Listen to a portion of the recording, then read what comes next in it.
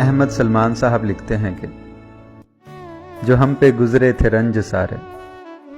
جو خود پہ گزرے تو لوگ سمجھے، جب اپنی اپنی محبتوں کے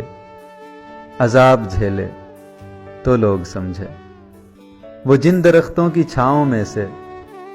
مسافروں کو اٹھا دیا تھا، انہی درختوں پہ اگلے موسم جو پھل نہ اترے تو لوگ سمجھے، اسے ایک کچی سی عمر والی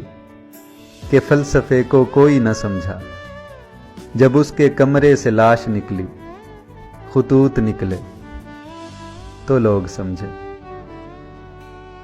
وہ گاؤں کا ایک ضعیف دہقاں سڑک کے بننے پہ کیوں خفا تھا، جب ان کے بچے جو شہر جا کر